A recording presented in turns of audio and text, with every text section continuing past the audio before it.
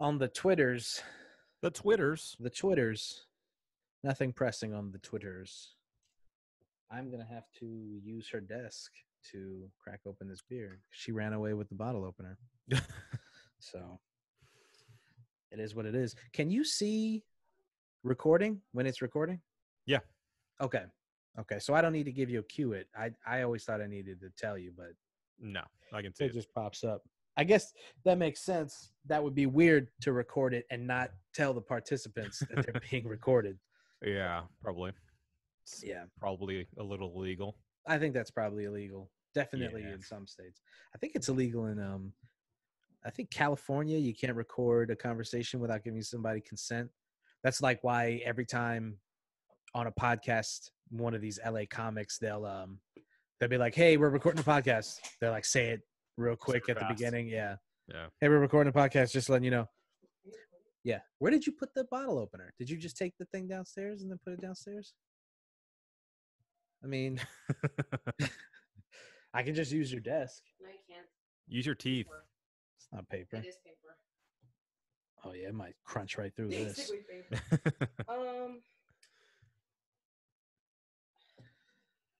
Well, while Lottie goes and grabs the bottle opener, let's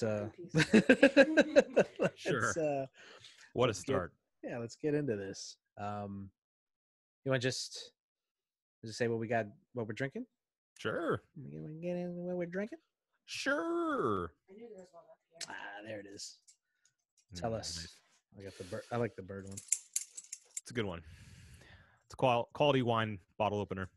Mm-hmm. Well, I have another brew that I actually picked up at Red Light. I was gonna go to Red Light. Should've gone. I mean, it's kind of my go-to now. I've realized. Yeah. Just because I have so many things. They do. But I picked this up not on draft this time. I didn't get it in a crowler or growler. This is the New City Brewery Hard Ginger Beer. Ooh, hard ginger beer. Hard ginger beer. A hard ginger beer. It's all natural and gluten-free. Ooh, even better. Cold read time. Our roots run deep. New City Ginger Beer is inspired by tradition and handcrafted with the finest natural ingredients. Sparkling, dry, and spicy, with a refreshingly light body and long-lasting heat. Discover the exotic and invigorating taste of our beer brewed with fresh ginger. And it is 8% ABV. 8%? 8%. Oh, all right. Have fun with that. That sounds. It's been a long week. I want to taste that too. I got the Wild Range Brewing Company IPA. We actually took a trip up to the local Aldi's, and they got a couple of just straight up like German beers in there. And this Wild Range, I actually have no idea. I don't think it's not it's obviously not German. I'm trying to see. Yeah, it's brewed in Rochester. Rochester. Yes. Yes. It's brewed in Rochester, New York. 6.9 ABV. It just seems to be a little. I'm not going to read that. Once wild, always wild. That's it. All right. My name is Marco Dupa. That guy right there is Adam Obesius Rodriguez. Yeah, boy. And this is the One Beer and Podcast.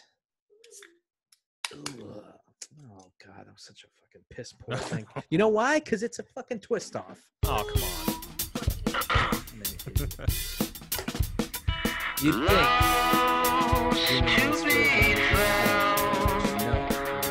Someone to save you when you're down. Yes, I'm bored when it's bright out. So bored when it's bright out. 4 to 5 a.m. takes me to a place where I fit in. Yeah, an 8% hard ginger beer. Yeah, That'll probably do it for you. I think so. Yeah. We will see. Oh, so how's it been going, man? mental health check-in. Oh, I've taken my mental health and thrown it in the garbage where it belongs. Oh goodness. Yeah, it's been rough. It's been a rough couple of weeks. Yeah. But Can you go into detail, you or know, is it just? We're talking just been mostly busy with work and stuff. That's the majority of it. But lots of just stresses and yeah. lots of worries in the time of COVID. Yeah. I think the main thing is just you don't appreciate the amount of relief that you get from being able to like go out and hang out with your friends whenever you Yeah. want to. Mm-hmm. So I think it's just it's basically normal life stresses added to the fact that there's not really there's not much relief out there anymore Yeah. in the ways that we would normally seek it. Yeah. So, No real end of the week come down. right. It feels like they just kind of flow into It's each just other. more. And just yeah. So that's it for me. Yeah, I feel that. It's and you just see everything that they're doing or not doing, and it's just like, oh, okay, there's no end in sight. Yeah. There's no, I mean, we're gonna get a casual vaccine around they'll probably be giving us the vaccine as we vote. We'll walk Yeah. into the booth and they'll just jab us in the arm. Only if you vote for the right guy. That's true. They'll just say, "What's your favorite color?" And you go, "Blue," and they just fucking backhand you. Wrong. Favorite animal. Elephant. Getting Okay. getting warmer. Yeah. It's okay. Yeah. No, I get that. Because How that's have you been? exactly. I mean, it really is. That's exactly what's going on. Even if nothing serious has happened or there's not any added stressors. It's just the fact that there's no come down from anything. You're just at a heightened state all the Forever. time. Yeah. Yeah. So I get that. Yep. So this is our. Just want to take a moment and just relax for a bit. Yeah. Everybody join us. Just take a deep breath in and out. Right into the microphone. Beautiful. There we go. You're welcome. Yeah. Hopefully that helps you guys. So, yeah, I mean, we could just get into what the fuck has been going on. We might as well. Because, I mean, Jesus Christ. There's been so much. Speaking of old Jesus, every time I see something about him, he's just getting kicked off a ballot somewhere. Is that the latest headlines?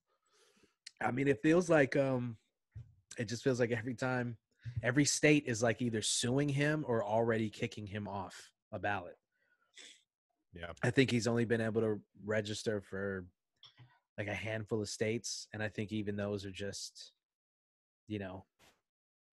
middle of the country, hate to say it, but who gives a shit kind of states. I mean, I'm, in demo, Marco. In the grand scheme of things, they're not battleground states. Yeah.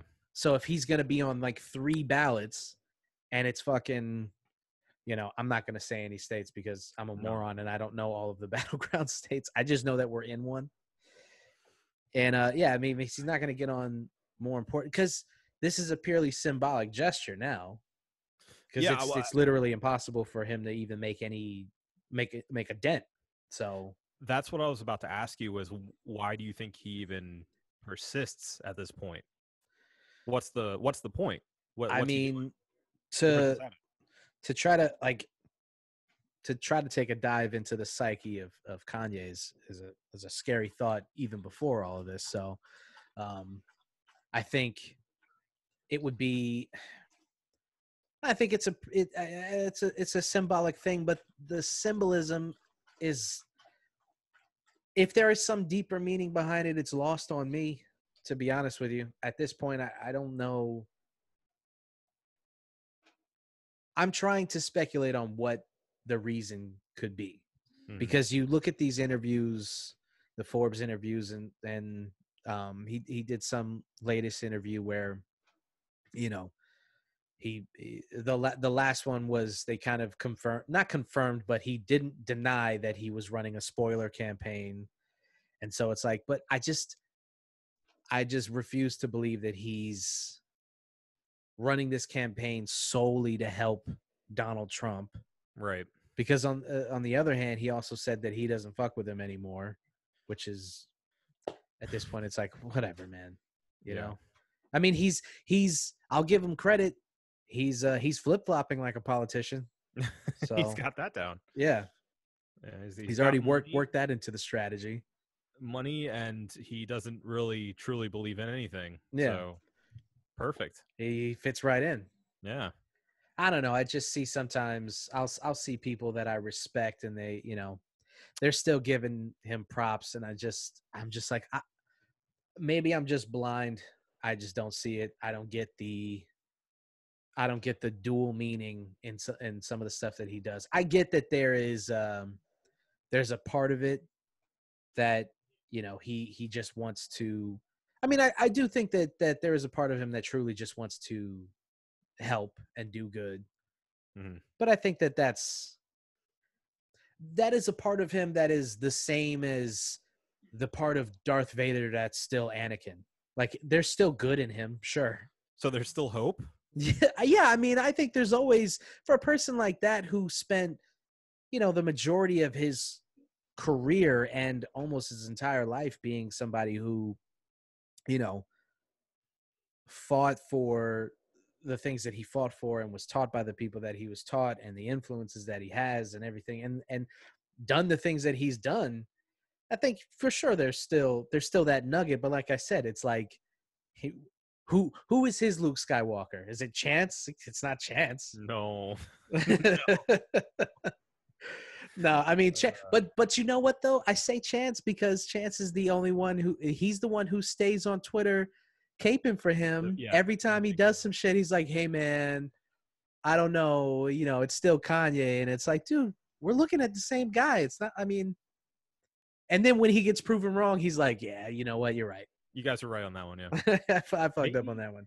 Maybe Kanye's Jabba and Chance is that little hairy guy that laughs a lot. Yeah. That could be it. Man, you went a completely different direction. Kim's Leia. Yeah. And he's just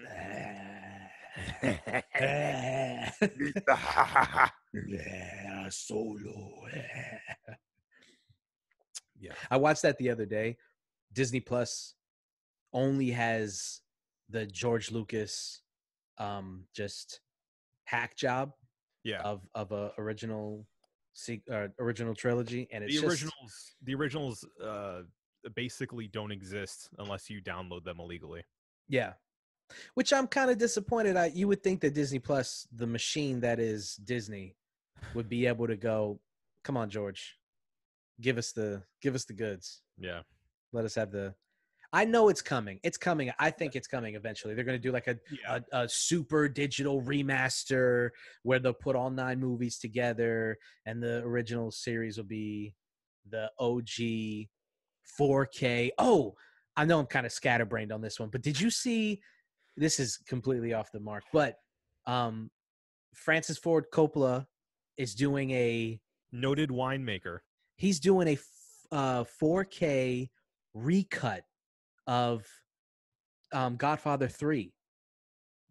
Is he going to remove his daughter from the entire thing? I don't know if he's going to. That's the only way that movie's salvageable. It's basically because I remember looking this up a couple of years ago because I went back and watched all 3 movies. It took about 6 months. I watched all 3 movies, and especially if you watch them on TV. Dude, watching them on TV is like, who is this for? old people who don't. Yeah. It's for De Niro's character in The Irishman when he's That's just it. got the vest on and the sweatpants and he's just in the chair slumped, He's in his home, just watching The Godfather. drooling. So I watched all three of them, and then because I was wondering, because Godfather 3 is not. It's not like a horrible movie. It's just it's a mediocre movie. Right, But which is awful compared to Godfather 1 and 2. Exactly. So it just got this big spotlight on it as being this horrible movie, and it's not. It's just by comparison. And so I was looking it up, and like Francis Ford Coppola had this entire other thing written that was based closer to Mario Puzo. His book. And so this is going to be closer to that. It's titled what they originally wanted to title it, which is The Death of Michael Corleone. So it's going to be in theaters for a little bit, and then they're going to re-release, obviously, a box set with all three movies. Yeah. So, I mean, I'm not one for getting that excited about like director's cuts and definitive cuts and stuff, unless like the Snyder cut is supposed to be a completely different movie. We talked about it at like last week, but that's exciting because it's something different. For me, these definitive cuts and director's cuts, I mean, unless they're adding 30 to 45 minutes of material and recutting it in a way that the narrative changes or something is different enough that it warrants this, just adding scenes and like there's not a huge difference to me from a theatrical cut to the director's cut that would warrant me getting. I'm not going to go to the theater and watch a definitive cut. You know what I'm saying? Right. I see, like, I get something like the Snyder cut where a lot of it is CG, a lot of it is using modern technology to like add characters or take characters out. But with something like The Godfather 3, how do you dramatically change that story? Like, what's filmed is filmed. They can't go back and do reshoots. He said that the beginning and the ending are rewritten and that scenes are cut and then rearranged so that it makes more narrative sense. And then they restored the whole movie from now. We have the not apparently, I know we have the technology now to restore that. So he had 300 rolls of film. Yeah. And he sifted through all of that enough that he could pry from the depths of the sea the movie that he originally wanted to make, apparently. Because, I mean, at the end of the day, I don't think, like, the movie that we know now is a movie that was cut to ribbons by the studio. Yeah. So it was never, I mean, I'm sure that he did film close to what he wanted to film in the beginning, and then they were like, well, I mean, we got to make it more palatable. Well, and the story of that movie in general is basically he made it because he wanted money. Like, it wasn't like this passion play that he put out. Right. It was literally, he was like, I made this because I wanted more money. Like, that's that's it. It wasn't a secret that was the reason behind it. That's interesting because then it's like, well, where's the passion coming from for this? Money. Yeah, right. Yeah. So I don't know. Okay, so originally, from what I understand, the original story was supposed to revolve around Tom Hagen, and that was going to be like, I think maybe like having to do with his kid and like their relationship with the Corleone family, and it was going to be this really interesting play on like loyalty and family and what does that all mean, because Tom, for all intents and purposes, is kind of like the moral character in this entire thing by the end of it, right? And so the only problem was Robert Duvall didn't want to come back because he just realized that it was kind of a cash grab and I guess was off doing other things. Yeah. So without him, they had to rewrite the entire thing, and they end up, basically cutting that entire storyline to ribbons and dealing and kind of like going with what we ended up with. Hmm. So we're not going to see that, obviously. No. But So that's even more interesting. It's like, okay, so then what differently, what different can do ting? What more Exactly. different can do? Mhm. You know what I'm saying? Yeah. What is he gonna do? What is he gonna do that's so different? Right. That is sentence structure. Yeah. Look at that. Yeah. That was the director's cut of your sentence. Yeah. That was the studio getting in and cutting up the narrative of my sentence. Yeah, but I'm right there with you though. I'm interested to see what he does because, I mean, if it improves it, great. But I just don't really see how they pull much of anything out of that unless they have a bunch of unused footage that we just Yeah. haven't seen. Yeah.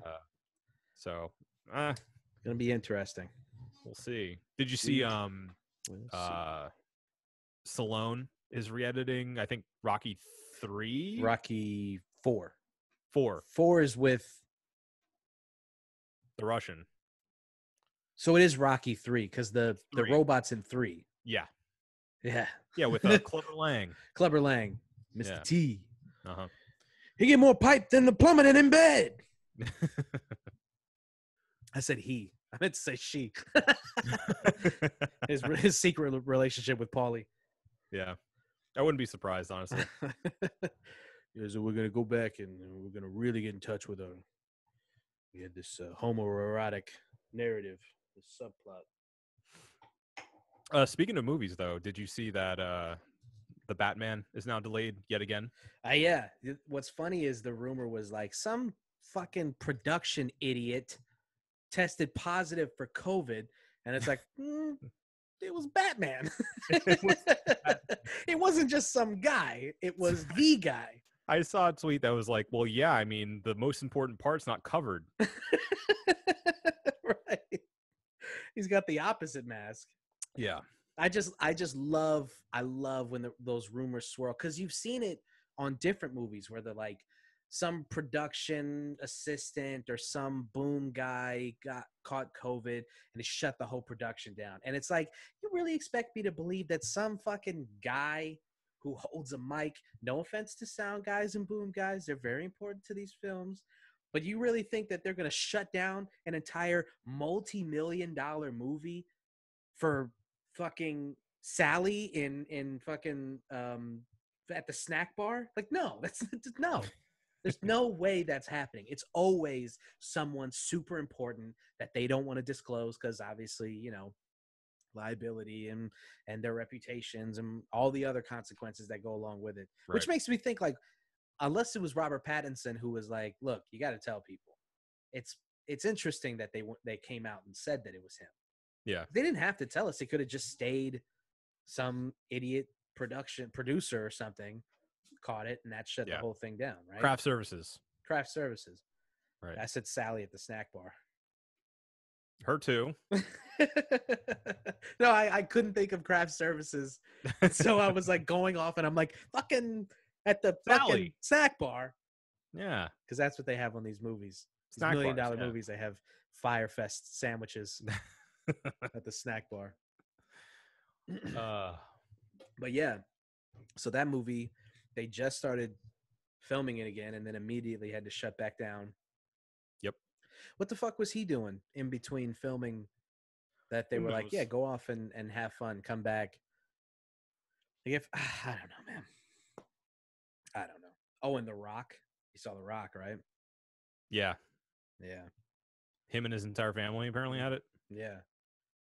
Somebody tweeted they found out that they had COVID because nobody could smell what The Rock was cooking. I saw that. Oh my goodness. Yeah. That's the kind of stuff that gets me going. You gotta have That fun gets with me it out of bed sometimes. in the morning. A joke Yeah. like that. Yeah. Well, So it's interesting because we're trying. They're trying their best to restart and get back to some semblance of life before the pandemic, and every time it just seems like something just comes and smacks us in the face. I mean, they reopened schools and then they had to quarantine a bunch of teachers and kids because Right. immediately it spread like wildfire. Who would have thought? Yeah. And then you try to do these things and it's like, and you know, you see Dana at the RNC bragging about how we did it.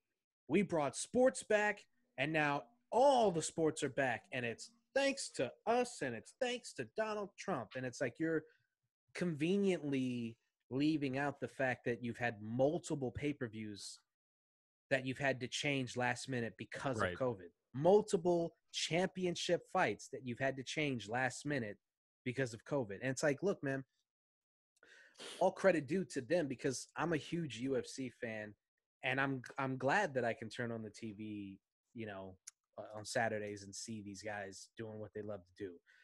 I'm not taking anything away from that, but you have to be honest. Like you can't sit here and pretend like you worked some miracle and it's gone off without a hitch because it hasn't. No, it hasn't. I think probably his argument is that happens. You know, they do the testing so they can catch that before it spreads more. So that's an example of them doing it successfully in the times of COVID. Yeah. Yeah. And if that's his argument, he's not wrong, I guess. And again, to their credit, I mean, unless they've been keeping more positive tests under wraps, they have been able to go about it pretty well. Yeah. And then, you know, the NBA, they've gone about it almost without a hitch, really, in the bubble, because they did it the way that you should do it if you're going to try to like have this many people around each other during the pandemic is like, right. That's lock them away with each other. That's it. Make sure everybody doesn't have it, and then don't let those motherfuckers out. You make a reality show out of it, and then you make even more money. I'm so surprised that there aren't cameras all over Florida right now. There are, but I mean, I'm really surprised that there's no way.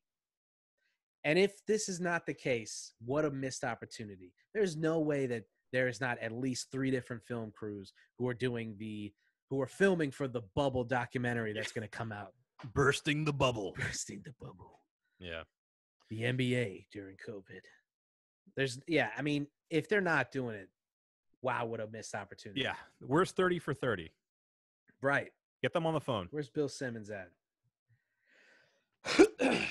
Yeah, so I mean, it's just this cold-handed reminder every time somebody or some entity or some company tries to come back and do something. It's just this cold-handed reminder that no, it ain't over, motherfuckers. No. It ain't over. Mm-hmm. Don't even try. Mm-mm. Yeah, I saw somebody tweeted, they were like, people are planning for 2021 like COVID has an expiration date or something. Yeah, I saw that too. It's like, exactly. Like it's not, if we're not gonna, and okay, I don't want to be all doom and gloom because the numbers are going down. I mean, they're spiking in different areas, but on the whole, they are going down. So that's good. And we have to celebrate even the little good news because we're not getting a lot of it. So, well, the thing that a lot of people are worried about is that there was a time earlier, a few months ago, that the numbers were going down and then things started to reopen. Yeah. And then they spiked again. So if we do that same thing again, guess what's going to happen? We ain't going nowhere, buddy. No. Yeah. I mean, we are the best example of that. As soon as things started to look even remotely rosy, they were like, phase 2, lock and load. Is phase 3 ready yet? Fill them up. Fill the bars to capacity. Right. So, yeah, I mean, we got to do our best to, I don't know, man. We got to hope. That they'll learn. They'll learn from this. They won't. No, they won't. No, they won't. Not the politicians. No. They don't do that. Nah. This beer's good. And this is why we drink, my friend. This is why we drink.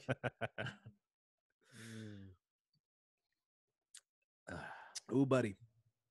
I don't think I've gone through beer so fast in an episode in a long time. Same. I'm almost on my second. Oh, you know what? Let me say too, by the way, remember the last beer that we featured? I guess I featured specifically. The the red light collab with Yes, the that, Hollow Hollow. Hollow. Remember when I said I took 2 lactates because there's lactose in it? Yeah. That wasn't nearly enough. Yeah, wasn't- that's right. You texted me after. My friend, let me tell you, I barely slept that night. Really? It was Yes, that bad? It was that bad. I was literally sick all night. Fuck. Yeah. So Damn, how much lactose is in that beer? a lot. I don't know if all of them are that strong, but mine was probably at least 50% lactose, 50% beer. Fuck. Because boy howdy, I don't think I've been that sick from a lactose intolerance incident, as I call it, in a very long time. It was a bad time. Fuck. I mean, I think that's a warning to anybody else. Yes, doesn't drink that 100%. It was very tasty. Maybe don't drink an entire crowler of it if you have lactose intolerance. Yeah, did you finish the whole crowler? I sure did. Yeah, I think you don't think that contributes to it just a little bit? Oh, it did. Yeah. For sure. Yeah. So, yeah, warning out for all of you lactose intolerant peoples. Be careful. You can drink 1 or 2, just don't crush an entire crowler of it. No, please learn from my mistakes Yeah. because I had a bad time. Fuck, man, I can't even imagine. Man, can you imagine better being if you don't. lactose intolerant? Oh wait, you're lactose intolerant too. You're a bastard. Oh man, I'm gonna have so much milk and cheese today. I'm just gonna go downstairs. I'm just gonna guzzle it like fucking Kurt Angle, dude. You're I'm still just gonna gonna. shit anyway. Yeah, I mean, I will shit despite that. I legitimately think you and our whole family have irritable bowel syndrome. I don't have irritable bowel So syndrome. I'd rather be able to avoid a whole. Lottie thinks the entire house has IBS. Wouldn't be surprised. Holding in all that spite. He It's got to go somewhere. said the spite goes right to our core. And just we explode outward. Yeah. That's the vent. Yeah, I don't think so. I've thought about that, but what are the symptoms of IBS? What do you think, Marco? Well, other Angry than your bowel poops. being irritable. Yeah. Irritable. Oh, look, I don't even have to finish it. An intestinal disorder causing pain in the belly, gas, diarrhea, and constipation. The cause of irritable bowel syndrome isn't well understood. A diagnosis is often made based on symptoms. And what are the symptoms? Google. People may experience pain in the abdomen. Pain types can be recurrent in the abdomen. Gastrointestinals, change in bowel habits, constipation, diarrhea, inability to empty bowels, indigestion, nausea, passing excessive amounts of gas, or urgent need to defecate. All right, maybe. Cramping or discomfort. Also common with anxiety, depression, discomfort, loss of appetite, or symptoms. Hey, my middle name. And then there's all this other shit like diverticulitis, Mhm. stomach virus, stomach ulcer, gallstones. No, I don't think so. Only because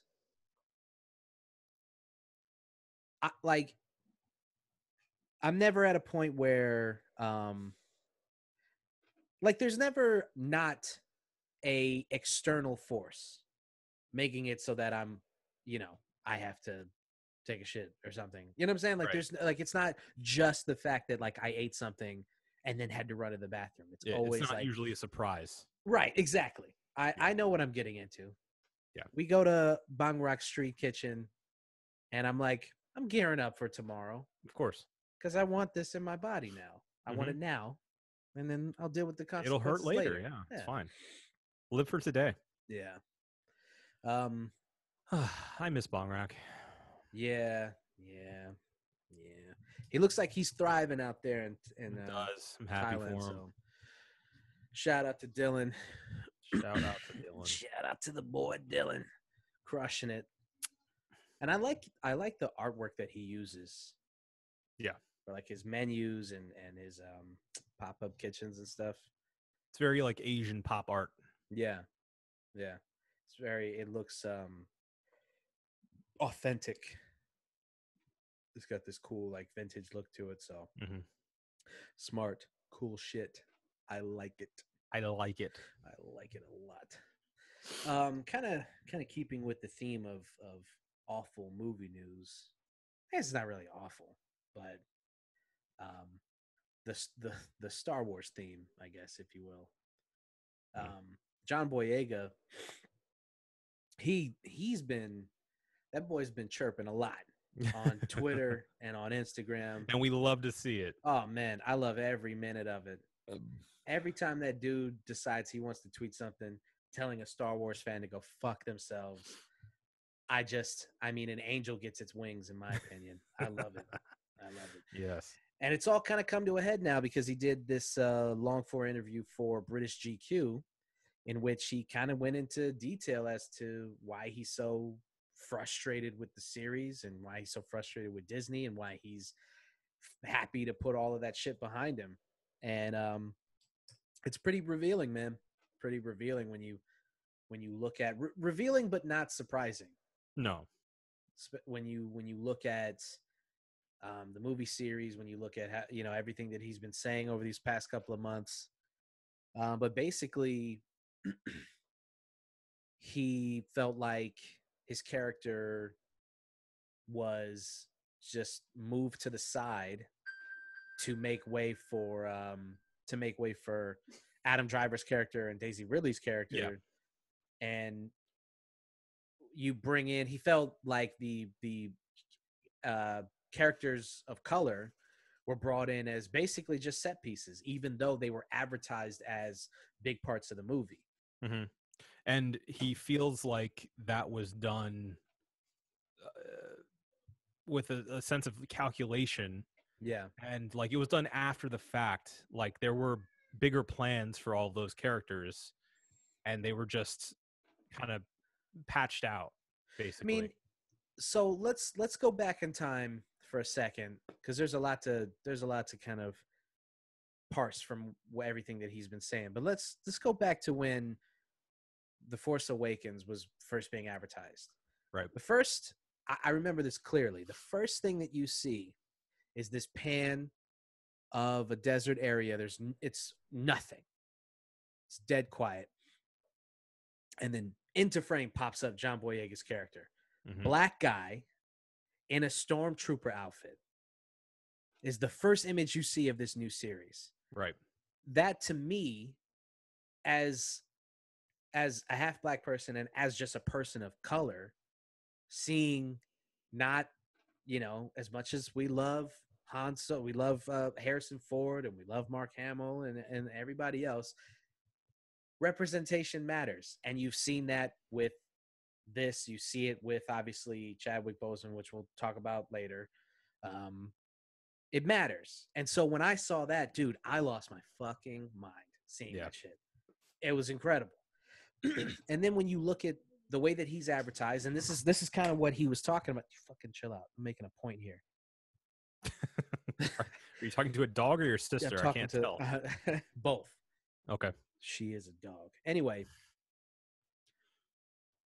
when the way that he was advertised is kind of part of his larger point, which was like, you brought us in and you basically tricked people into thinking that this was going to be this rainbow coalition of nuanced, diverse characters. Mm-hmm. And the first one kind of sets that up where you're like, this isn't your granddaddy Star Wars. Right. This is a black guy who is a former stormtrooper, is now wielding Luke Skywalker's Lightsaber. Yeah. Some, no training or no Jedi training, no Force abilities, just some guy. And then, slowly but surely, as he says, it's just like I don't want to obviously go into the entire narrative of the sequel trilogies because that's going to take us 4 fucking hours. But what he's saying is believable. You see it in the way that these movies were done, advertised, and everything that's come, and even the rumors about where the movies were supposed to go, the leaked scripts and everything like that. It's just like you see. I tend to believe every word that's coming out of his mouth. I don't know. Well, the thing is, he didn't have to speak up about this really, because I feel like most people who care about representation and looking into kind of what could have been if this latest Star Wars trilogy wasn't kind of a piecemeal thing, already knew. Like it's obvious that those characters were sidelined. Yeah. Dramatically sidelined. Yeah, I don't know. I mean, it's disappointing because like you see the potential there. I think that's kind of that. I think that's what we ended up with as our keyword for this last trilogy was like potential. It had potential the entire time. Yeah. It sometimes reached it. It oftentimes didn't. Yeah. But there was always potential. And to know at least behind the scenes that the feeling of that potential, at least from like a character and representation standpoint, was squandered, even on the back end, is just kind of confirmation of the disappointment that we already have. Yeah. Basically. I mean, I don't hate the movies that we ended up with, but I think I don't know. I don't know anyone who can look at those and go, well, that was as good as they could possibly be. Yeah. I mean, completely agree. There's no way that you can watch those movies and go, they nailed it. Everything that they did, right? You couldn't get better than that. That was. It's just like, I mean, there's so many things that they could have done with those movies that just every day. It's just like, and I know that one of the arguments is like, well, it's Star Wars, so it's a Skywalker story. It has to be the narrative. It has to be based around a Skywalker. That's the point. And to that I say, sure. But then again, John Boyega's point is, then why advertise it as a movie that's not going to be that, just to turn around and halfway through the series go, you know what? It'd just be safer if we had 2 good-looking white people lead the way. It's better for the Chinese audience. Right. If they don't want a black guy on the poster, so let's just make him really small. Let's do that, which is actually what happened. That actually happened on the Chinese poster. They shrunk John Boyega down. Fucking insane, man. And so that's why that was pointed out when Disney was posting, Black Lives Matter and the Black Square and all that stuff. Yeah. Okay, well, maybe do that when it matters. Right. And I mean, they're all of these entities are full of shit, and they're all of the BLM posturing is gross to me, but it's disappointing because Disney, with all of its power and influence, pretends to be this super progressive company. And if you let the right wing tell it, it's they're like a soldier or a conglomerate for the left or something like that. And it's like, yeah, but they're not, dude. No. They're not for blue, they're for green, man. They want money. That's all that matters. Yeah. They will walk that tightrope in order to try to make everybody happy as much as possible, right? Because it makes them more money.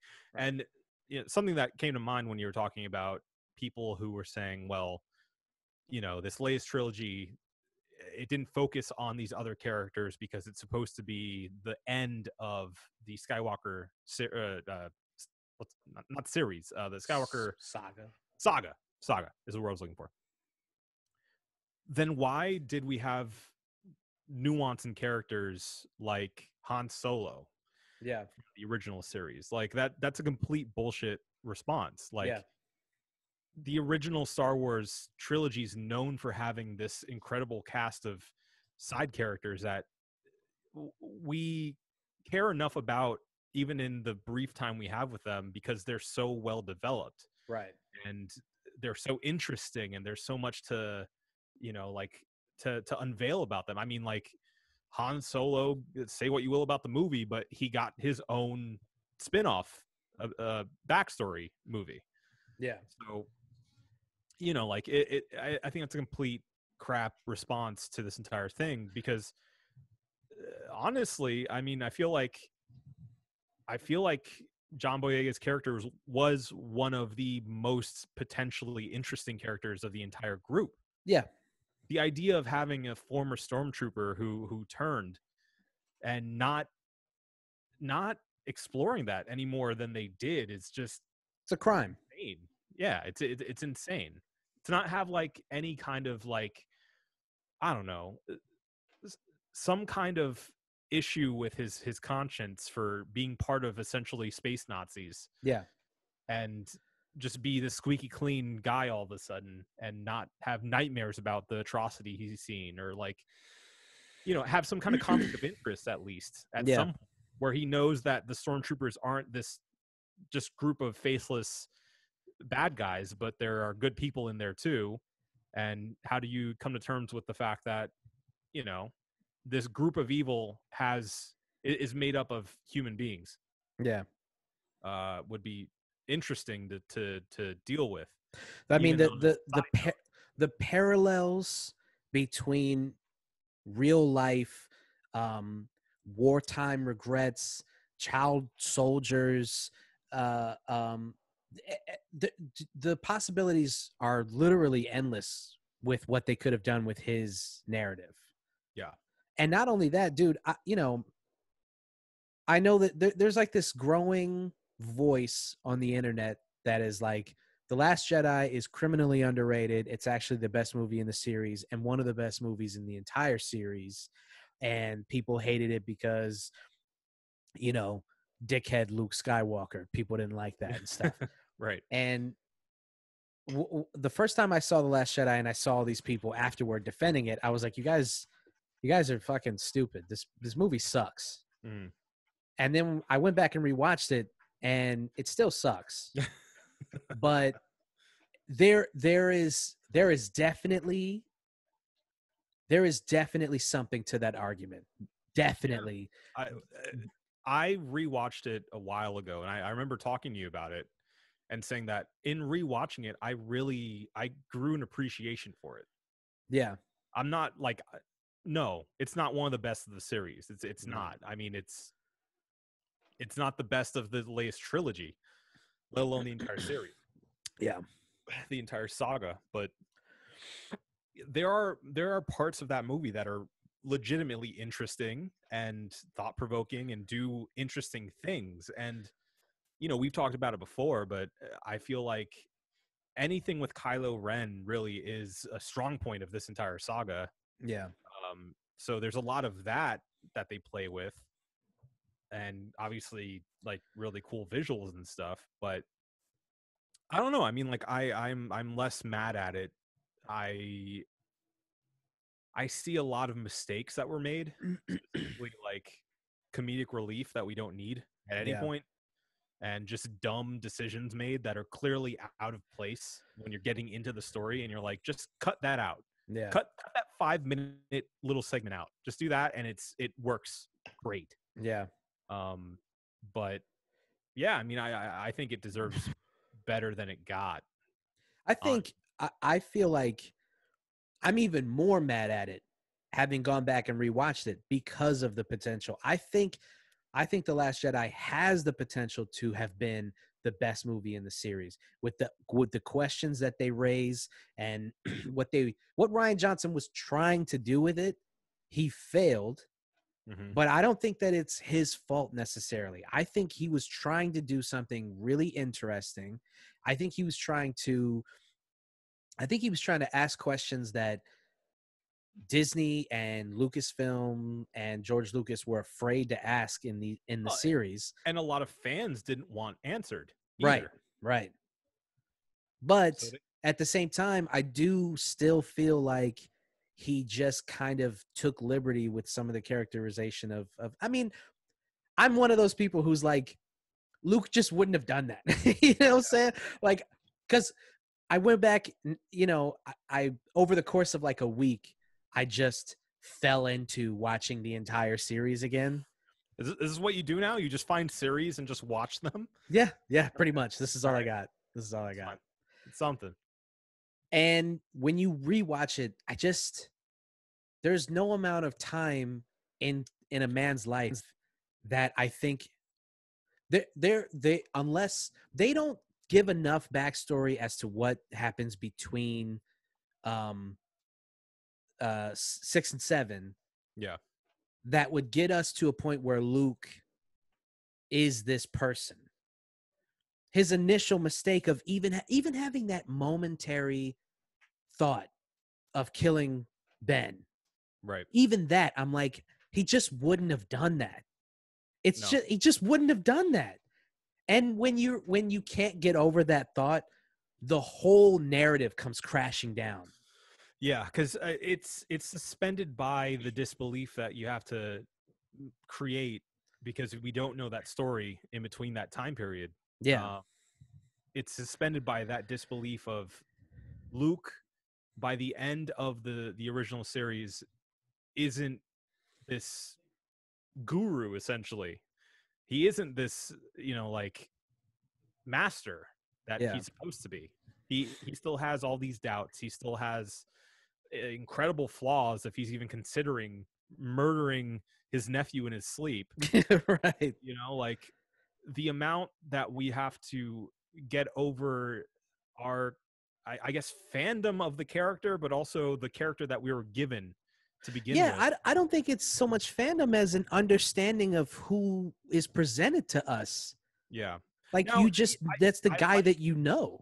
I like the idea of our heroes being fallible and they're not really being these heroes in that sense. Like everyone has a flaw. There's always something, and anyone can have a moment of weakness and fail.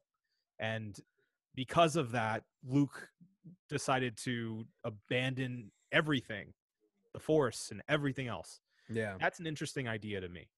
But they didn't do enough to get me to that place. Yeah. I can accept that he would do something like that if you at least didn't make me have to leap so far to get there. Right. Show me a few like moments in the past where he had these doubts and he had these really bad like dark side flashbacks and he remembered how bad it was. Right. Because the last time that we actually see Luke in the film series, he has defeated the Emperor. Not only, let me rephrase. He doesn't defeat the Emperor. No. He redeems his father enough that his father defeats the Emperor, gives his life for him because he believes so much in Luke's purpose and so much in Luke Skywalker as a man and as a Jedi that he gives his own life for him. That's the last time we see him. Yeah. So you're telling me that guy who inspired that much out of somebody who was that evil now all of a sudden would kill his own nephew because what's happening?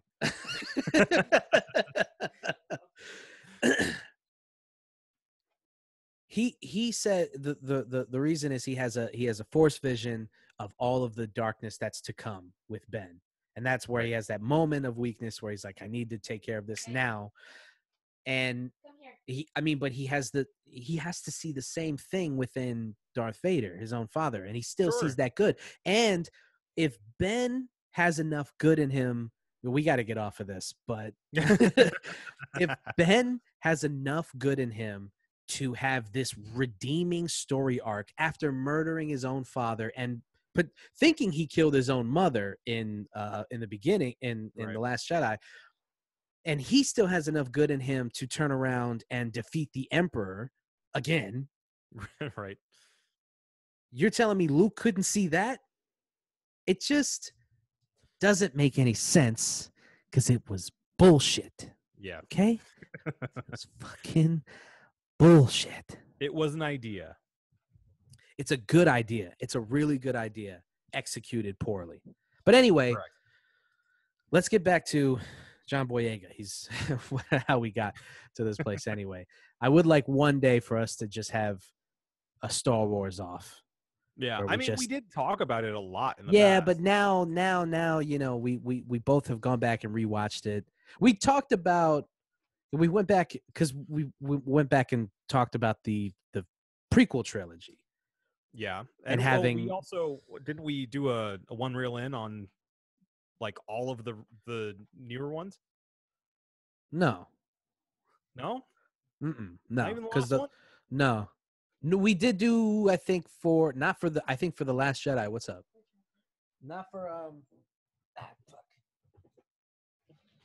No, now that you mentioned the Rise of Skywalker, I was telling Lottie about when we went to go see it Yeah. and how blasted we were. Oh yeah. Yeah. Going We to were see shit it. house. I was telling her that I was wearing my Apple Watch at the time, and like halfway through the movie, my heart rate had gone up to like 120 beats per minute, and the thing kept going off like, hey man, you're sitting still and your heart is Relax. pounding out of your chest. Chill the fuck Please. out. Yeah. Yeah, I don't know. Whatever. We'll check the archives. Okay. Probably. Yeah. But yeah, so you know, he talks about that, and he talks about his disappointment with that, and then he defends J.J. Abrams, who had to come back and quote unquote save the series. Right. But I really want to talk about the fact that everybody, when he goes on Twitter and he talks shit to fans, or he talks about, you know, all of these things, you know, we see people respond to his tweets, and it's always like some Star Wars nerd who's like, you know, excuse me, the movie's family friendly and you have children who are your fans and you should watch your mouth. Fuck those kids. and that's really all we see. But then, you know, he goes into detail about like, look, you guys don't even understand when I put myself out there, you don't see the death threats. You don't see the racism and the hatred that's spewed at me in my DMs. And I mean, on literally a daily basis, you didn't see what they did to Kelly Tran. You don't see that stuff. You just think that it's sour grapes that I'm coming on here and just talking shit. He's this wealthy, well-to-do superstar who just happens to be an angry black man. So why listen to him anyway? He's just whining. He's just another whiner because that's what they do. That's what they do. They do. Yeah. People have this idea about celebrities that they should just be grateful for the fact that they're able to do what they're doing because God just bestowed upon them an opportunity to do these things, and that it took no effort of their own. Well, they didn't work a day in their life to, you know, be good at what they do. Yeah. It just, I mean, you know, far be it for me to defend fucking Millionaires. yeah. But it's just like, it just bothers me because it really, it's not just about the money. It's about the fact that it's an art form that working class people have this, it's not envy. They despise anybody who complains who isn't working class. When they see athletes complain, when they see musicians complain, actors, anybody who's in the arts or anybody who is famous or doing something that they don't deem as hard work, if it's like they don't get to complain because look at me, I'm working a 9 to 5. My life is actually hard. Your life's not hard. It's like, I don't know, man. It's it's this weird like reverse entitlement of like, I'm a hardworking individual. You don't work that hard. You don't get to complain. I work Right. hard. I get to I'm complain. a real person. Yeah.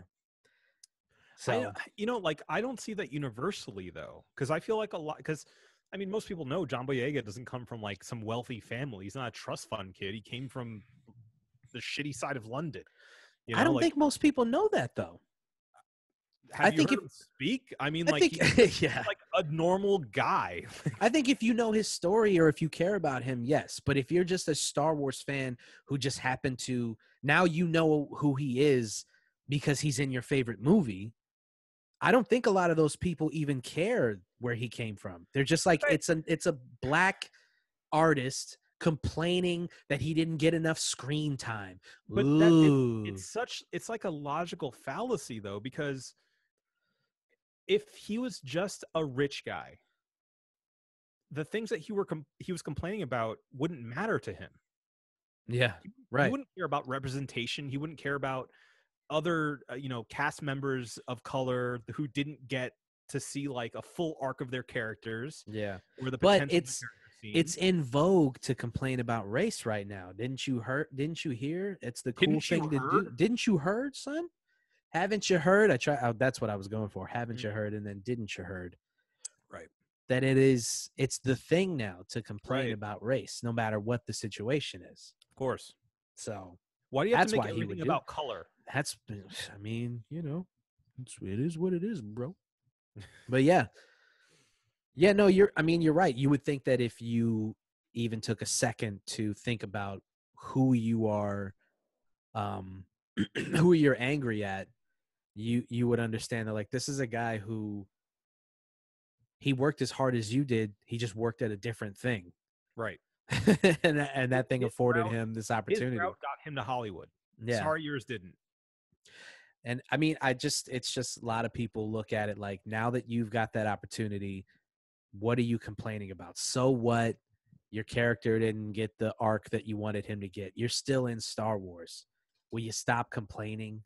Right. And it's like, I wish I was in Star Wars. see, and that line of thinking is, first of all, that's idiotic. But second of all, when you're looking at somebody knocked on the door. You're looking at Lottie. Lottie. Somebody knocked on the door. Is it Amazon? What? Somebody knocked on the door. Oh. Stay in character. Uh-huh. When you're looking at I lost my train of thought. Oh, if this was 1975, maybe you could have that argument of like, hey man, you should just be happy that you're in the fucking movie. Right. Right. But we're at a point now where, I mean, that's not enough. I mean, that's exactly right. It's like that's what progress is. Like you get to the point where you go, okay, just being in the movie isn't enough anymore. Yeah. It's not. It's not. That's it's okay to demand that. Just like, it's okay to demand that the assumption isn't that you're a criminal when you're walking down the street. Right. It's not good enough that you're not immediately shot, which still happens. It should also be that you're not immediately assumed guilty. Right. Because you're a person of color walking in the suburbs. Right. Like that's, I don't know. I mean, weird that those would be demands in 2020. You're asking for too much. It's asking a lot. Oh, we have to change the way that we think about other cultures. I mean, but it's hard. Yeah. So, hey, man, more power to him. I hope that he continues to just be vocal, very Talk vocal. that shit, man. Yeah. Don't We're here let for it. he doesn't seem to let anybody stop him from just, being honest about, his experiences with everything. And I love that he's just like, they know it. Daisy knows it. Adam knows it. They get it. They understand, like, when you read the script, you had an interesting arc. You had things to say. You had direction. It was like, Yeah. wow, look at your evolution as a character. And then my shit just says Ray in big letters. So I'm just screaming about you. And then to top it all off, she's not even his love interest. Right. So we go 3 movies where it's clear that he's in love with her. Clear. To the point that in the second one, when Kelly Tran's character, forgot her name. When she kisses him in the end, because she saved his life, you're supposed to look at that and go, ooh, conflict, love triangle. How is he going to handle this in the next movie? That's going to be a fun thing to kind of delve into, right? Yeah. And then you get to the third movie and it is just completely dismissed. Barrel. And then what is it? The whole time, dude, in all 3 movies, we're supposed to believe that what he's been trying to tell her the whole time was that he's force sensitive. Sure. Really? That makes sense. That makes me want to hurt people. That makes me want to put hands on JJ and everybody at Disney who thought, like, no one will notice if we just switch it to this thing. Anybody who wrote that down and was like, it'll be fine, no one will care. What's the conflict? Why is that such an issue? Exactly. Why would he keep that a secret? Why would he need to get her alone? There's a part in the third one where, like, he says he's trying to tell her something. He's trying to tell her that. Yeah. And Poe. Ray, I need to tell you something, and then they get swallowed by the sand or whatever. Right, and then when they come back, and Poe's like, "Well, what'd you need to tell her?" And he's like, Don't worry. He gets all weird about And then when you find out that he used to run drugs and shit, and it's like, "Oh, well, you're a drug runner," and he's like, "Oh, well, you got something. You have a secret too." And it's just like, it's not a secret. It's a cool fucking thing. It would have been cool to learn that in the first movie. Yeah, it's just so fucking. It's obviously stupid. Imagine the idea of our heroine, this icon of purity and good, has this relationship now with a former stormtrooper. Right.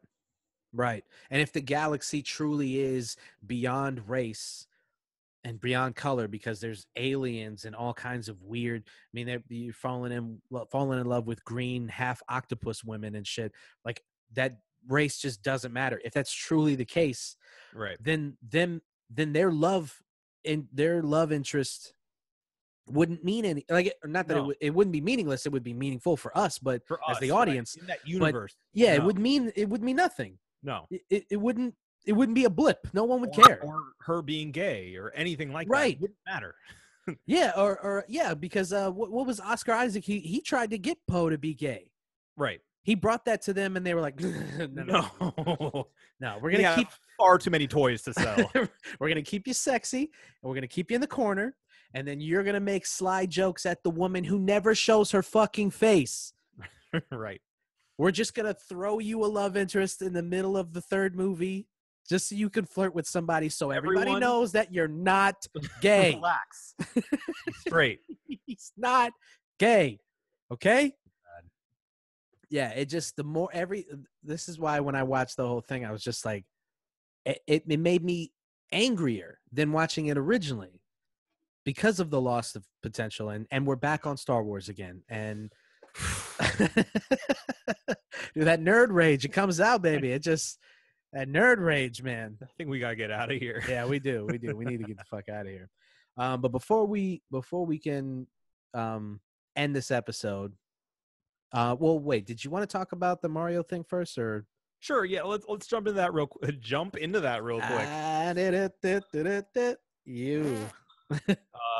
Yeah. So there was a Nintendo Direct that had everything to do with Mario because it's the, I believe, 35th anniversary of Mario.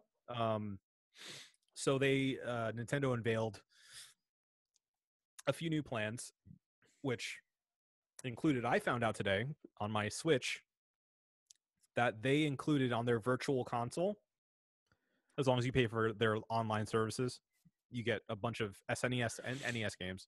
Uh-huh. So they just added the Mario, like the OG Mario collection for the SNES. Oh.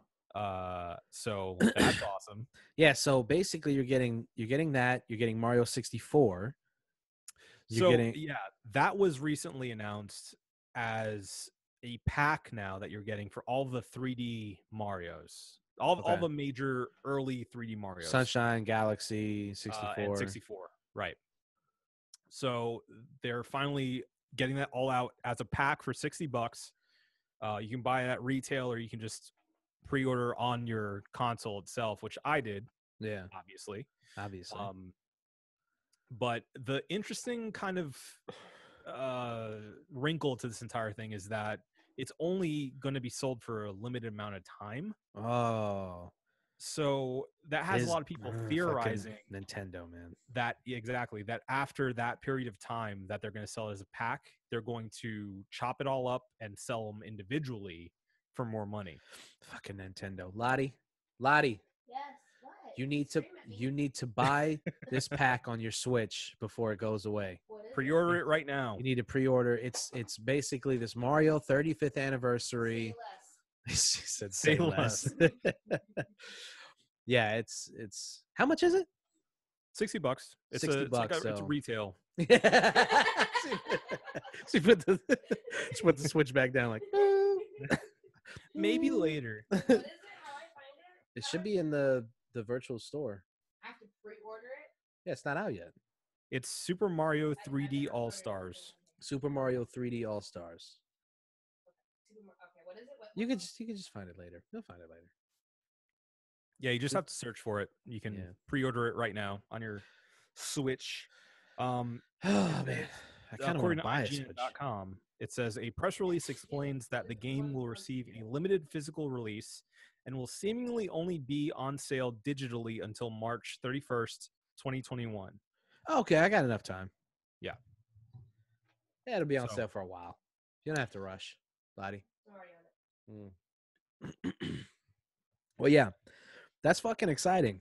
I know. But it wouldn't be Nintendo if they didn't pull some shit like that, right? Right. This is great news. Asterisk. Yeah. So get it while you can. Yeah. But no, I am legitimately excited to play those games again. I didn't play Sunshine enough. Yeah. I think I borrowed it from a friend back in the day and played it for like a week, but I didn't get like the hands-on time like I did with the Mario 64. Yeah. What's up? I'm sorry. Ask him if he's doing 3D World and Bowser's Are you doing Fury. 3D World and Bowser's Fury? I might. I don't know what those. I think I'll pick that up later. So that was another announcement too, that they're releasing 3D World with like a multiplayer mode. Yeah. Yeah, there you go. Now she's getting it. Okay.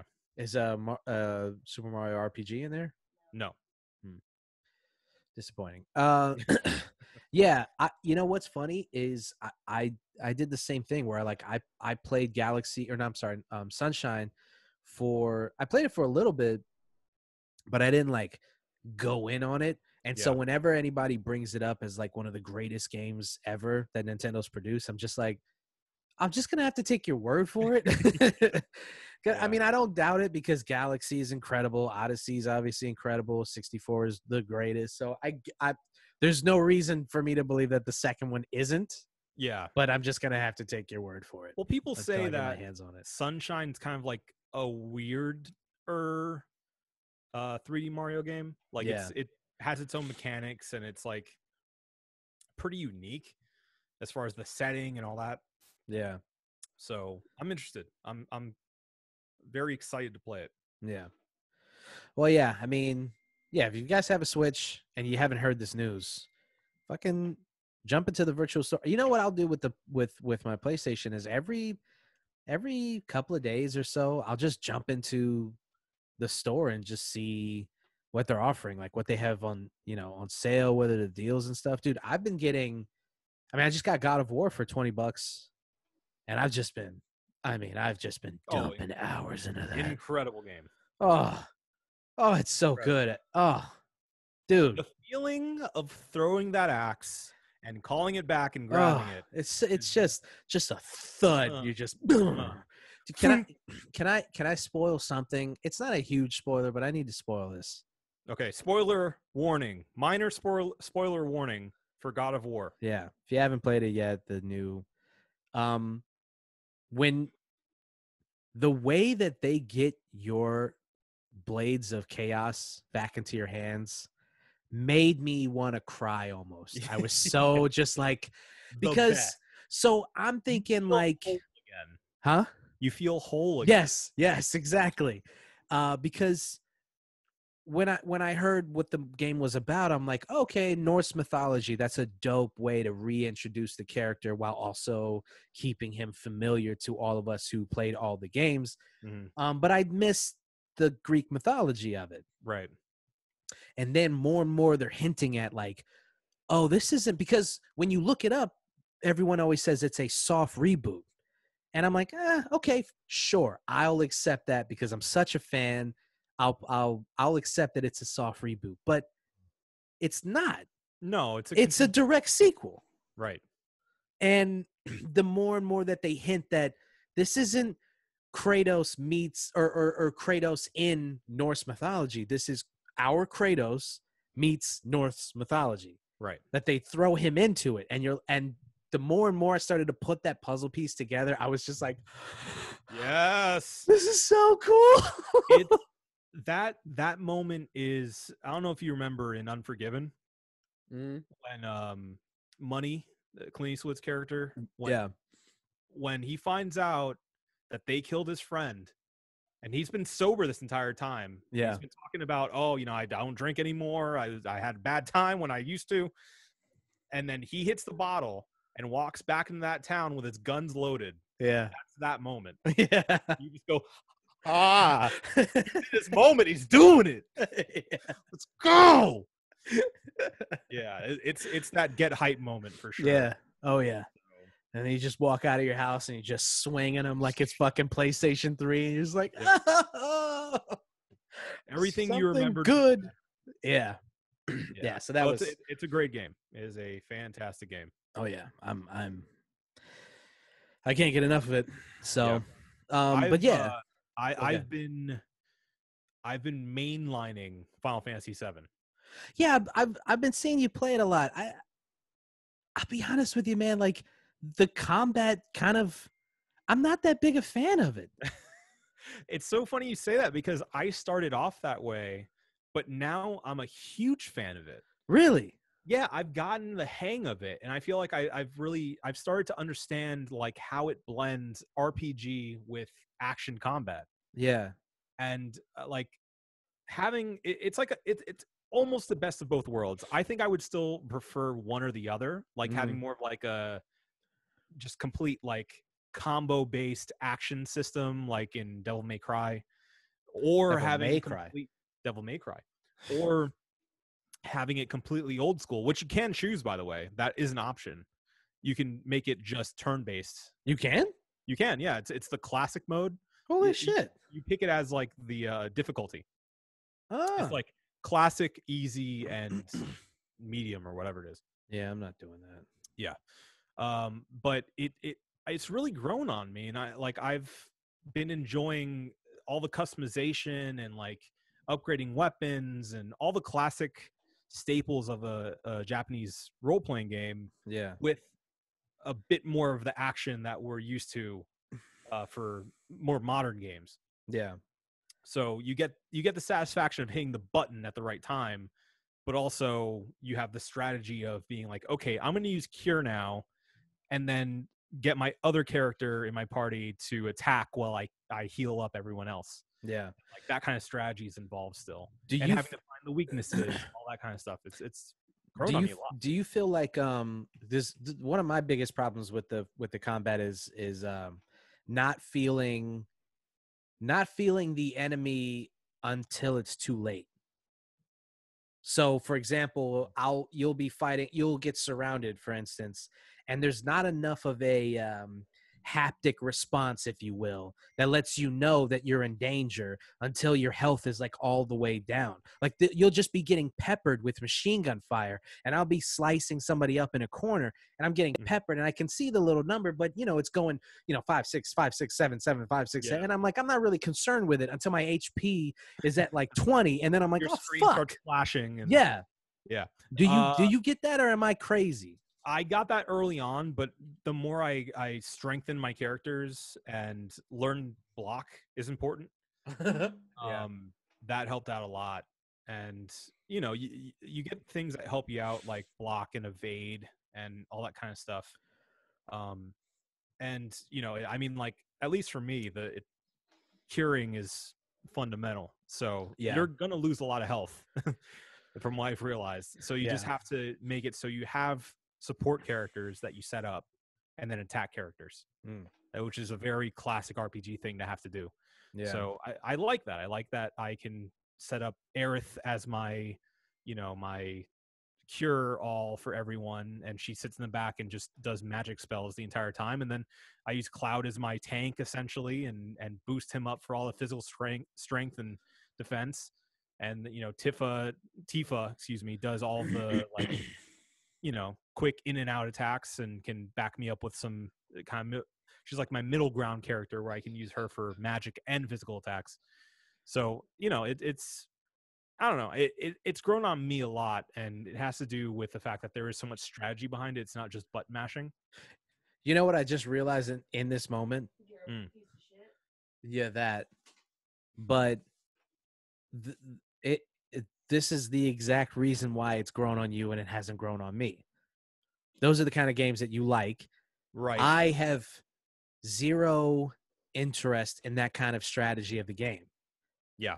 That's why I think I'm so in love with Ghost of Tsushima and God of War, because it's just like it all falls down to what I do.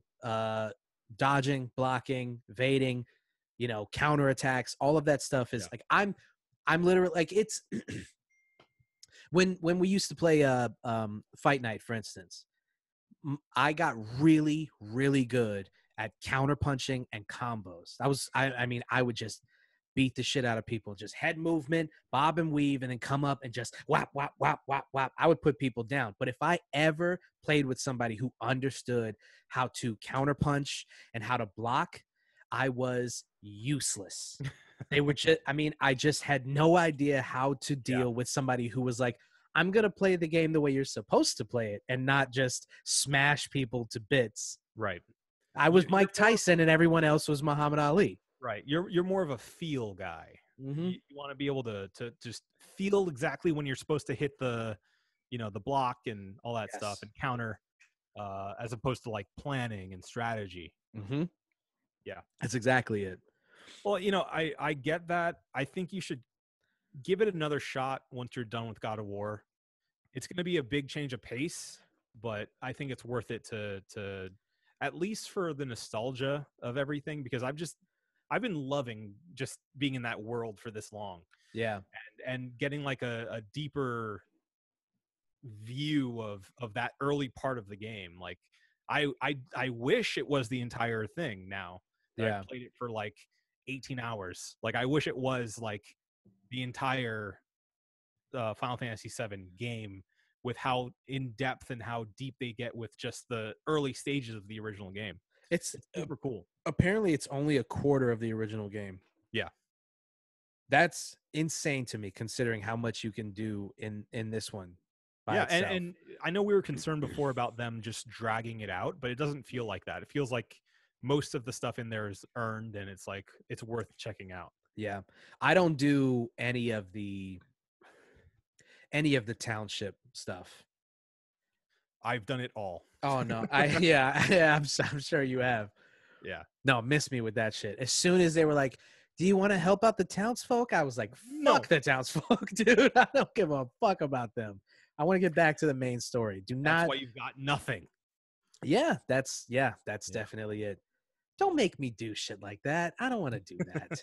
Find the cats, Marco. Exactly. I don't want to. That sounds like the least amount of. I don't even want to find the cats that are in this house, let alone in the video game. I'm not doing it. I'm not looking for someone's cats. They're like, as soon as I got the option, they were like, if you skip this now, I get to skip it now. Okay, but no, I'm skipping it. Move on.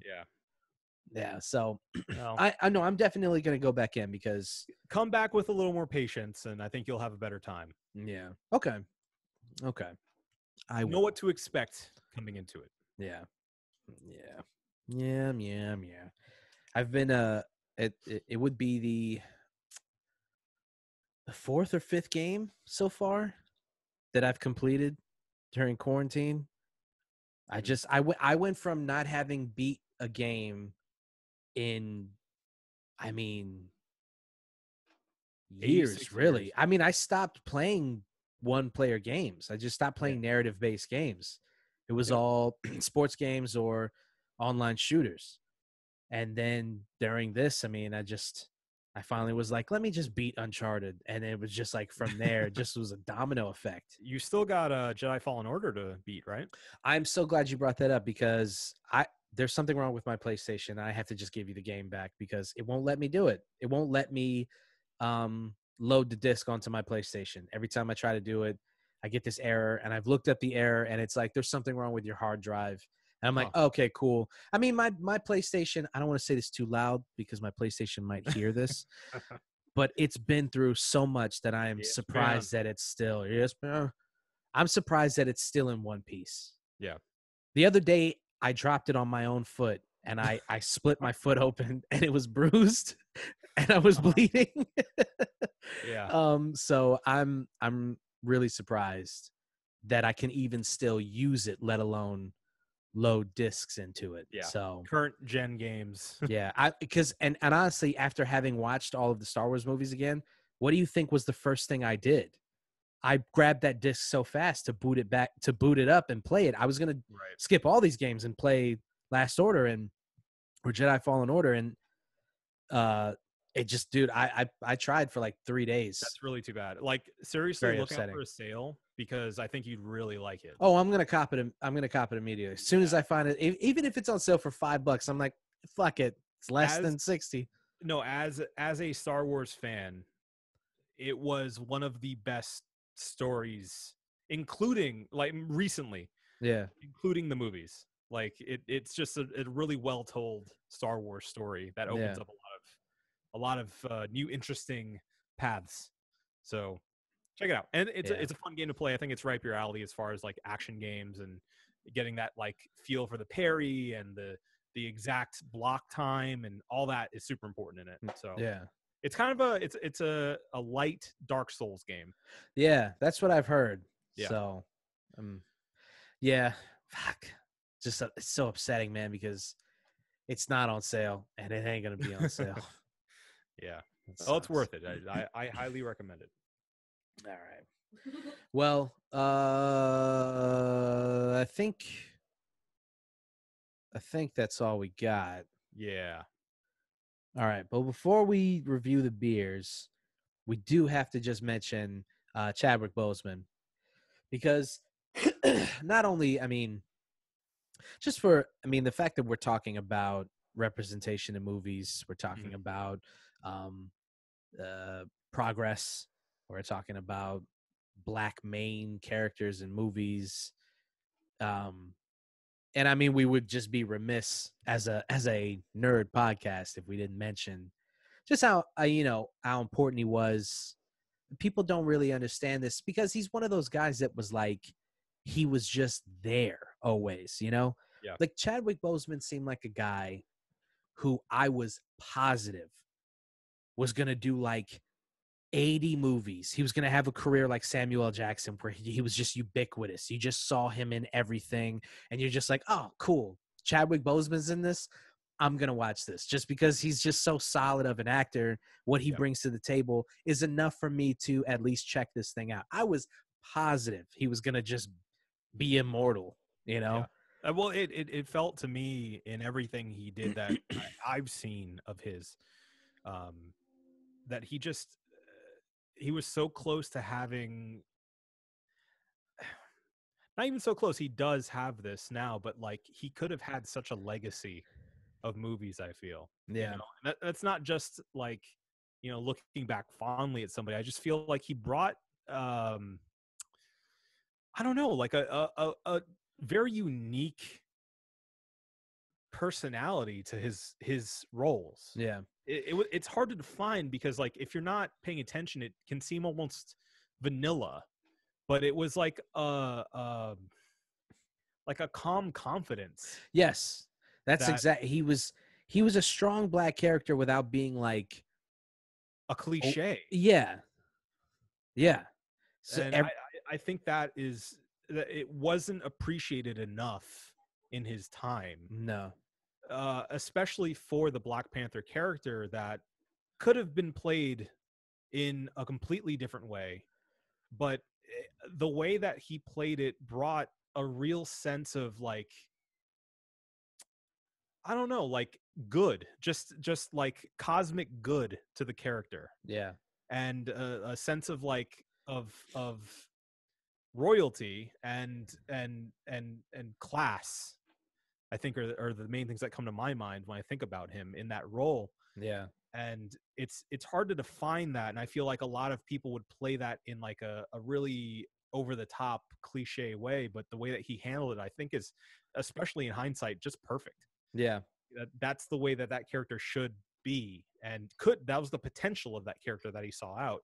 Right. And it's easy to look down your nose at a character that's part of this behemoth of Disney and Marvel, and I'm sure made by a conglomeration of men in suits that are deciding on if they're going to allow this or that. But if you look at the net good that came out of that role in that movie, I think it's hard to quantify how important it was for an entire generation of young Black kids and kids of color to see somebody on the screen that was represented that way. Yeah.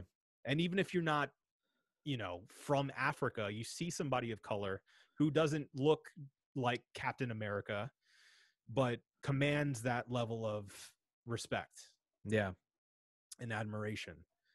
And I don't know, I mean, like, at least for me growing up, it was hard to find a character in a heroic role like that was Puerto Rican, Right. So a lot of times you see a Puerto Rican on screen, or a purported Puerto Rican on screen, and it's a Yeah. thug, or it's used for comedic value, Yeah. or he's lazy, all the stereotypes. But now we're in a place where we have Miles Morales, who's half Puerto Rican. And even as an adult, that was powerful for me to see. So I can only imagine this entire generation of, 6 to 18-year-olds who saw Chadwick Boseman as a powerful Black character, Yeah. but as a superhero, Yeah. like not even as a Black superhero. He's just a superhero that demands the same amount of respect as Captain America, as Thor, as all these other characters. To think about how that impacted those kids really makes me appreciate, even though it was a short amount of time, it makes me appreciate the time that we did have with him as a representative of people of color. Yeah. I'm off my soapbox. That's all I have to say. I mean, the only thing that I would add is you truly don't understand the value of something like that until you talk to a young Black kid who sees that, and then you hear them say something like, well, we got, Black Panther is my favorite superhero, or we have Black Panther. It's like you can easily dismiss something like that as like political correctness or social justice warriors, or trying to just I guess an affirmative action superhero or some stupid shit like that. You can easily dismiss it, but you really don't understand the value of those things until you see how much it means to somebody who you didn't think it would mean anything to. Yeah. And they see that, and they see themselves, or they see something that they can aspire to, and you can look at that and go, well, it's just a comic book. But it's like, it's not for millions and millions of people. I think we're getting to a point where we understand that it's just as important as any respected novel that those characters are to people. Well, You its know, barrier for entry is so much lower that it affects more people than Yeah. most, like great literature. Like its impact is wider because Yeah. it's so available to everyone to enjoy. well, and I think that's part of the reason why it's so it's looked at, I guess, as lowbrow sometimes, because it's so easily accessible. Entertainment for the masses. I mean, we talked about fucking Francis Ford Coppola earlier, and he's one of these guys who is like, I mean, I'm almost positive he called the Marvel movies despicable. I think that's the word he used, was despicable, which is such a strong, strange word to use. Scorsese is definitely not a fan. No, and Scorsese reiterated how much he wasn't a fan. I Yeah. think they asked him again, and he was like, "I'm doubling down. Those movies suck." Yeah. Which, again, it's like, you can't understand the value of those things until you see how it affects people that you don't think it's going to affect. Martin Scorsese, in a million years, will never understand why Black Panther is an important movie, and why maybe you don't think that it deserves 7 Oscar nominations. But when somebody else sees that, when a kid, like you said, who's 6 to 18 years old, when they see a movie like that be legitimized by the Academy, who is, for the most part, shun people of color, for them to legitimize that performance and that piece of art, Martin Scorsese will never understand why that's important. And that's why when he says stuff like that, it's like, we both are huge fans of Martin Scorsese. So, it is what it is. But it takes nothing away from his movies. right, Or his exactly. So there's ability no as a filmmaker. right. And that's always going to be what it is. So that's a separate thing altogether. But it is incredibly disappointing to know that a guy who I believe is just the purest definition of an artist would also look at another piece of art condescending, look down on it. That's disappointing to me, because it's like, come on, man. You, of all people, should understand every aspect of art deserves respect. Yeah. And yeah, so it just sucks to know that, but that's neither here nor there. Rest in peace to Chadwick Boseman. We obviously delved a lot into the Black Panther role because of the nature of this podcast, but I mean, he's done incredible work portraying Thurgood Marshall, portraying Jackie Robinson, portraying James Brown. I mean, he literally was like, look, I don't have a lot of time left on this earth. I'm going to play every prominent Black character that I can. Who do you got? just line them up. I'll knock them out. Yeah. If you haven't, just go through all of the Twitter threads describing how much of a pure soul he seemed to be to people, and how much work he did for cancer patients, and just everything he did for charity and stuff. You can get lost, and your eyes will get really blurry going down those rabbit holes. So Yep. Rest in peace. Beers up for the man. I ripped the label off. It's fine, you monster. Yeah, I know. Do you have something? Yeah, you got something. Here. All right. We got to drink to that. All right, bud. What'd you think of the brewski that you had tonight? It works. It works. No, it's super good. It's the New City Hard Ginger Beer. I've actually never heard of this brewery either. I don't know where it's located out of, but I'm sure we can look it up after the fact. Anywho, yeah, no, it was tasty. It was a little sweet. had a little bit of that spicy kick in the back of your throat, like I was mentioning earlier. Yeah, I mean, it kind of, I mean, I don't know. It's super good. I think it's a little bit sweeter than I like my beers to be. Mm. Don't get me wrong. I mean, it's not like your father's root beer or whatever. Yeah, It's that not was to that level. way too sweet.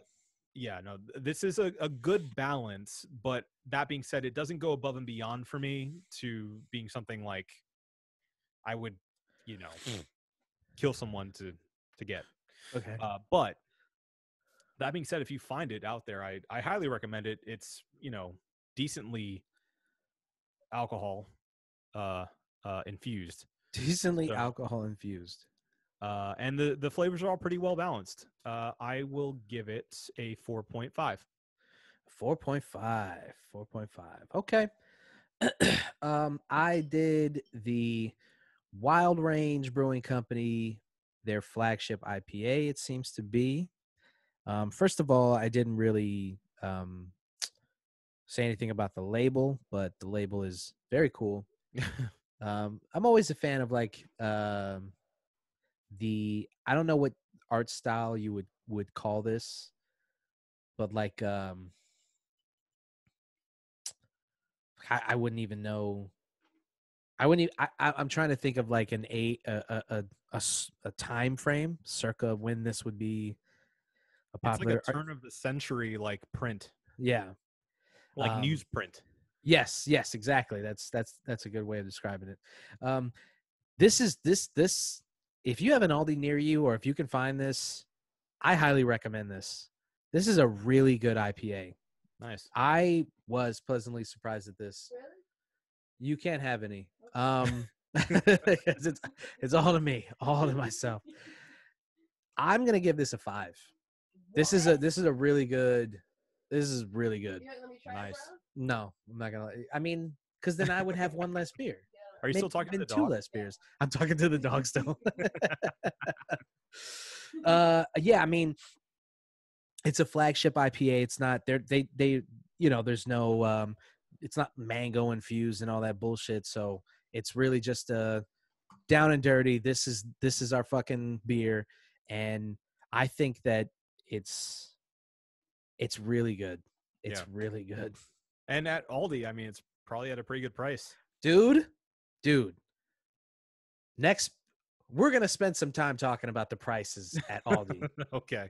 Not tonight. We're gonna get the fuck out of here. Yeah. But next episode, we're gonna spend some time talking about that. Aldi cast. All right.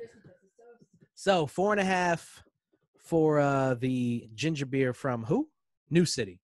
Hard ginger beer from New City. And a Hard. 5 for the Wild Range Brewing Company IPA. We got it? Yeah, girl.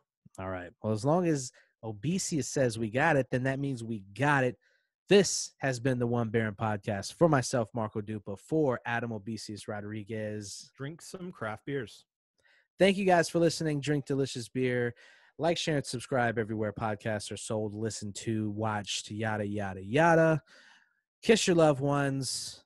Give people the flowers before they're passed. And have a beautiful evening. We love you. Goodbye.